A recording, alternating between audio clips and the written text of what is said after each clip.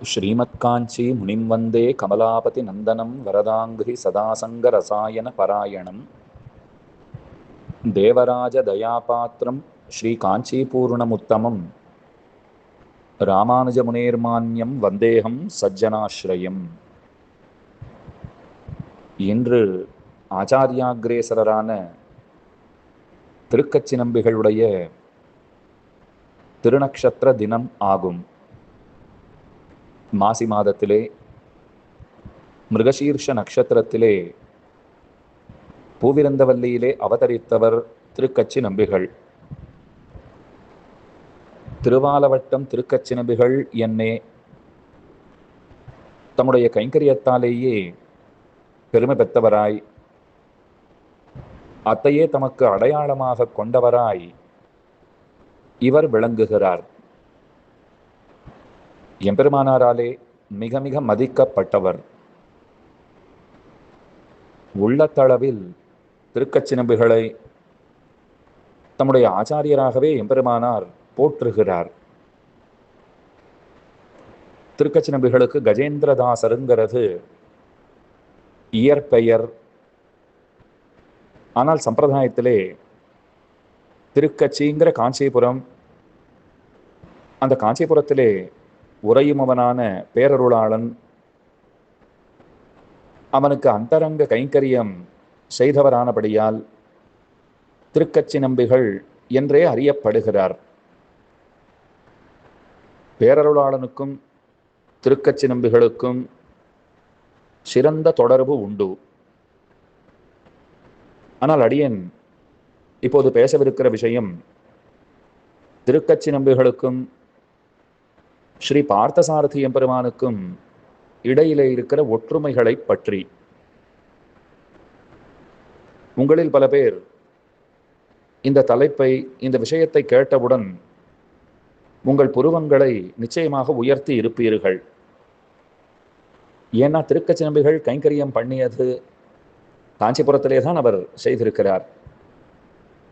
திருவல்லிக்கேணிக்கும் ஸ்ரீ பார்த்தசாரதி எம்பெருமானுக்கும் திருக்கச்சி நம்பிகளுக்கும் ஏதும் தொடர்பிருப்பதாக தெரியவில்லையே என்று நீங்கள் வினவக்கூடும். வரிசையாக சில ஒற்றுமைகளை அடியேன் விண்ணப்பிக்கிறேன், கேட்டு இன்புற வேண்டுகிறேன். பகவான் அவர் திருவினுடைய கட்சியிலே எப்போதும் இருப்பவர். ருக்மிணி பிராட்டியினுடைய கட்சியிலே இருப்பவர் ஸ்ரீ பார்த்தசாரதி பெருமாள். ஆண்டாள் நாச்சியாருடைய கட்சியிலே இருப்பவர் என்றும் சொல்லலாம். ஆண்டாள் அவளை திருன்னு கொண்டாடப்படுகிறாள். சாக்ஷாத்து க்ஷமாம் கருணையா கமலாமிவான்யாம் என்று வேதாந்த தேசிகன் போத்துகின்றார். ஆண்டாளை ஸ்ரீ மகாலட்சுமியினுடைய அவதாரமாகவும் நாம் கொண்டாடும்படியாக அவளுடைய வைபவங்கிறது விளங்குகிறது. அதனாலே அவளே திரு, அவளுடைய கட்சியிலேயே எப்போதும் இருப்பவர் பூர்ணாச்சாரியரான கீதாச்சாரியன். அதனால கீதாச்சாரியனை, ஸ்ரீ பார்த்தசாரதியை திருக்கட்சி நம்பி அப்படின்னு சொல்லலாம். இவரோ திருக்கச்சி நம்பிகள் என்று பிரசித்தமாக அறியப்படுகிறார். கண்ணன் எம்பெருமான் கீதாச்சாரியன், அவனை பூர்ணாச்சாரியன். கிருஷ்ணம் வந்தே ஜகத்குரும்னு கொண்டாடுகிறோம். கீதையை நமக்கு தந்தவன், அதனாலே கீதாச்சாரியன் என்று அறியப்படுகிறவன். 18 அத்தியாயங்கள், ரொம்ப ஆச்சரியமான ஸ்லோகங்களை தன்னகத்தை கொண்டிருக்கிற கீதைங்கிற திவ்ய சாஸ்திரத்தை கீதாச்சாரியன் நமக்கு கொடுத்தான். காஞ்சி தேவப்பெருமாள் 3 பகுதிகளாக, அதாவது 18 அத்தியாயங்களாக அமைந்திருக்கிற கீதையினுடைய பொருள்களை 6 வார்த்தைகளாக சொல்லி வைத்தார். 6 வார்த்தைகளை தேவப்பெருமாள் அருளி செய்தாருங்கிறது பிரசித்தம். அந்த 6 வார்த்தைகளிலே என்ன விஷயம் சொல்லப்பட்டிருக்கிறதுனால், 3 பகுதிகளிலே, அதாவது கீதையிலே என்ன விஷயம் பேசப்பட்டிருக்கிறதோ அதுதான் 3 வார்த்தைகளாக தேவப்பெருமானிடமிருந்து வெளிப்பட்டிருக்கிறதுன்னு சொல்லலாம். அடியன் இவ்விடத்துல இன்னொரு விஷயத்தையும் சொல்லுகிறேன். நம்முடைய சம்பிரதாயத்திலே பிள்ளலோகாச்சாரியரை நாம் தேவப்பெருமாளுடைய அவதாரமாகவே போற்றுகிறோம். பிள்ளலோகாச்சாரியருக்கு ஏது பெருமையினால் சூத்திரங்களாக அரிய பெரிய விஷயங்களை எல்லாம் சூத்திரங்களாக ஆக்கி நமக்கு கொடுத்தவர். ஸ்ரீவச்சனபூஷண திவ்யசாஸ்திரமாகட்டும், முமுட்சுப்படி, தத்துவத்ரயம், இப்படி பல நூல்கள் சூத்திர வடிவிலே அவராலே அருளி செய்யப்பட்டிருக்கின்றன. சூத்திரம்னா என்ன அர்த்தம்? அரிய பெரிய விஷயங்களை சுருங்க சொல்லுதல், அதை சுருக்கமாக சொல்லுதல், அதைத்தான் சூத்திரம்னு சொல்லுவார்கள். வேதாந்த பரம்பரைன்னு வந்தால் வியாசாச்சாரியருக்கு சூத்திரக்காரர் அப்படின்னு திருநாமம் உண்டு. ஸ்ரீ வைஷ்ணவ சம்பிரதாய பரம்பரையிலே, ஆச்சாரிய பரம்பரையிலே சூத்திரக்காரர்னு ஒருவரை கொண்டாட வடுக்கும்னு சொன்னால் அப்பெருமை பிள்ளலோகாச்சாரியருக்கே உண்டு. வியாசாச்சாரியருக்கும் பிள்ளலோகாச்சாரியருக்கும் ஒற்றுமைகள் பல உண்டு. அத்தை இன்னொரு சந்தர்ப்பத்திலே விண்ணப்பிக்கிறேன் அடியேன். இப்ப தேவப்பெருமாள் கீதாச்சாரியனுடைய பகவத்கீதையை, அந்த 36 அத்தியாயங்களை 6 வார்த்தைகளாக சுருக்கமாக பேசினான்னு பார்த்தோம். அதை ஏன் அத்தனை சுருக்கமாக அவர் பேசினார்னால், தேவப்பெருமாள் திருவுள்ளத்திலே ஸ்ரீவச்சனபூஷண திவ்யசாஸ்திரத்தை அவதரிப்பிக்க வேண்டும்ங்கிற அவா அது நெடுநாளாக இருந்தது. ஆனால் அது தன்னாலே முடியுமோன்னு அவனுக்கே ஒரு சந்தேகம் இருந்திருக்க கூடும். அதனால திருக்கச்சி நம்பிகள் வாயிலாக 6 வார்த்தைகளை, அரிய பெரிய அர்த்தங்களை தன்னகத்தை கொண்டிருக்கிற 6 வார்த்தைகளை அருளி செய்து சூத்திரங்களாக அரிய பெரிய அர்த்தங்களை தன்னால் சொல்ல முடியுங்கிற நம்பிக்கையை தனக்கே தந்து கொண்டான் தேவப்பெருமாள்னு சொல்லலாம். அதனால தான் அவரே மேலே பிள்ளலோகாச்சாரியராக திருவவதரித்து ரொம்ப ஆச்சரியமாக ஸ்ரீவச்சனபூஷண திவ்யசாஸ்திரத்தை நமக்கு தந்திருக்கிறார். இப்ப அந்த 6 வார்த்தைகளை ராமானுஜரிடத்திலே கொண்டு போய் சேர்த்தவர் திருக்கச்சி நம்பிகள். அந்த 6 வார்த்தைகள் ஸ்ரீ வைஷ்ணவ சம்பிரதாயத்திற்கே அடித்தளமாக, அடிப்படையாக அமைந்திருப்பவை. அப்ப 18 அத்தியாயங்களை கொண்டிருக்கிற கீதையை கீதாச்சாரியன் உபதேசித்தான். அதனுடைய சுருக்கமான 6 வார்த்தைகளை திருக்கச்சி நம்பிகள் அவர் தேவப்பெருமாளுக்கு எடுத்து சொன்னார். இது இருவருக்கும் இடையிலான இன்னொரு ஒற்றுமை.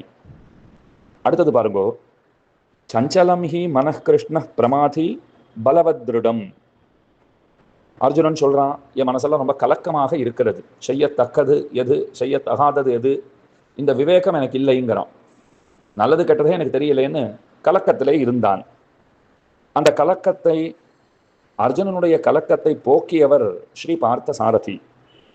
அதே போலத்தான் எம்பெருமானாருக்கும் அவருடைய திருவுள்ளத்திலே கலக்கங்கள் இருந்தன, சந்தேகங்கள் இருந்தன. அவற்றை போக்கி அருளியவர் திருக்கச்சி நம்பிகள். அதற்கடுத்ததாக கண்ணனும் தூதனானான், திருக்கச்சி நம்பிகளும் தூதரானார்.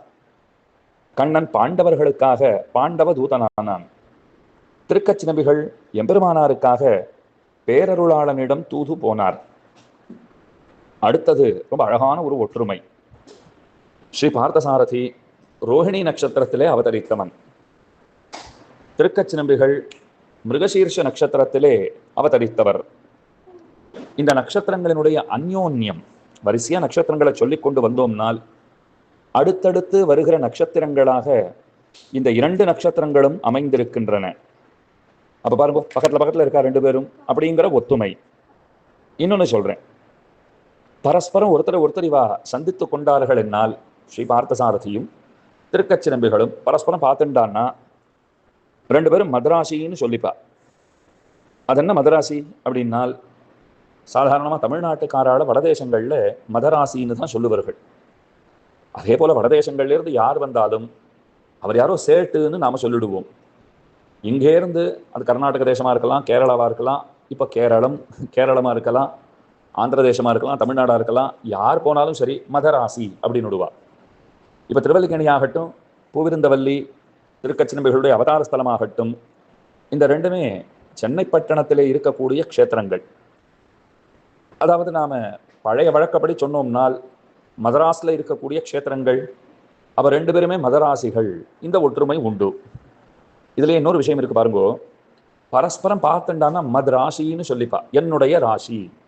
ரோஹிணியும் மிருகசீர்ஷமும் பக்கத்துல பக்கத்துல இருக்குன்னு சொன்னேனோ இல்லையோ, மிருகசீர்ஷத்தினுடைய சில பாதங்கள், ரோஹிணி மிருகசீர்ஷத்தினுடைய 2 பாதங்கள் ரிஷபராசியிலே உள்ள ஒற்றுமை கொண்டு இங்கனம் உரைத்தனம். அப்ப மிருகசீர்ஷத்தினுடைய 2 பாதங்கள் அது ரிஷபராசியில இருக்கு. ரோஹிணி நட்சத்திரமும் ரிஷபராசியில தான் இருக்கு. அப்ப மத் ராசி, நானும் ஒரே ராசி, அவரும் ஒரே ராசி, 2 பேருமே ரிஷபராசி.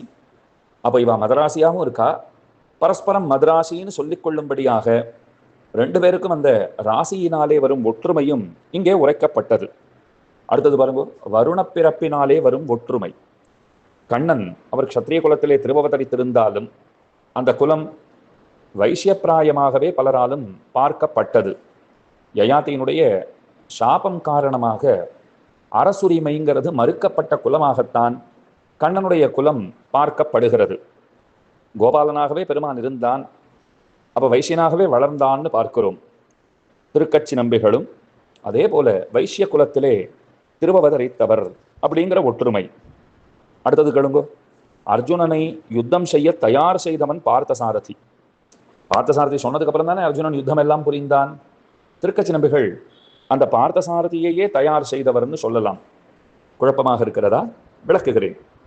நம்முடைய சம்பிரதாயத்திலே எம்பெருமானாரை பார்த்தசாரதி பெருமாளுடைய அவதாரமாகவும் நாம் கொண்டாடுகின்றோம். ஏன்னா ராமானுஜருடைய பெற்றோர் திருவல்லிக்கேணியிலே புத்திரகாமேஷ்டி யாகம் செய்தார்கள். கீதாச்சாரியன் பார்த்தசாரதி பெருமாள் என்ன சொன்னார்? நாமே வந்து பிள்ளையாக பிறக்கிறோம்னு சொன்னார். அப்ப ஸ்ரீபார்த்தசாரதி அவர் அருளி செய்த கீதை, அந்த கீதையினுடைய செம்மை பொருள் அது தன்னை இந்த பார் அறிய வேண்டும் என்பதற்காகவே அவரே ராமானுஜராக அவதரித்தாருங்கிறது சம்பிரதாயம்.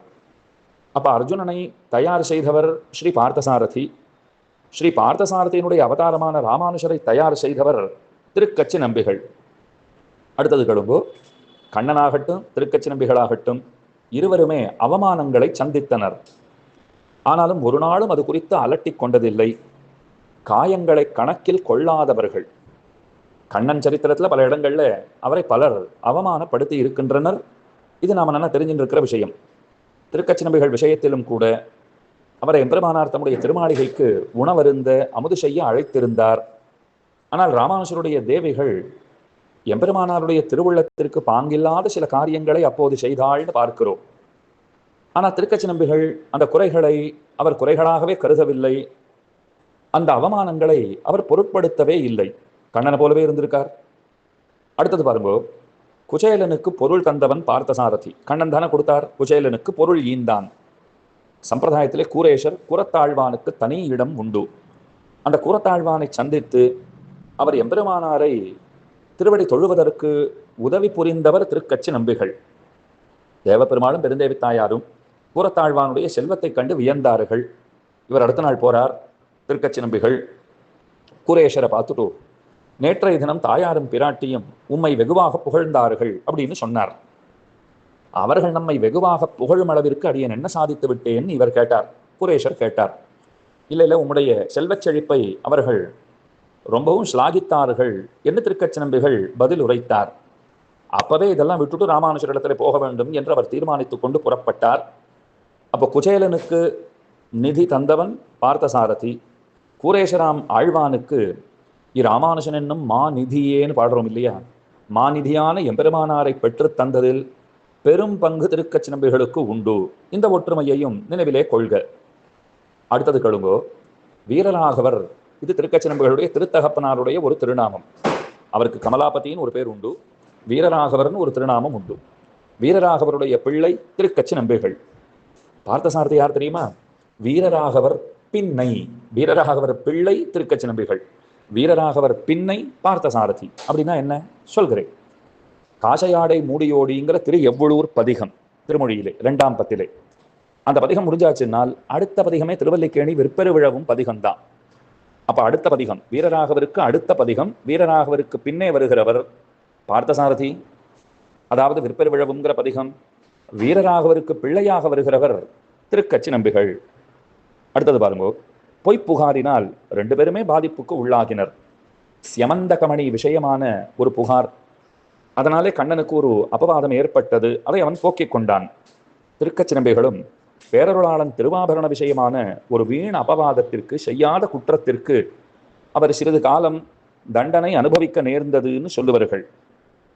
அடுத்ததாக வட்டவாய் நேமி அவனை காட்டும். கண்ணனுக்கு அடையாளம் எதுன்னா ராமனுக்கு கையில் இருக்கிற வில் அடையாளம், கண்ணனுக்கு அவன் கையில் இருக்கிற திருவாழி, கை கழலா நேமி, அதுவே அடையாளம்.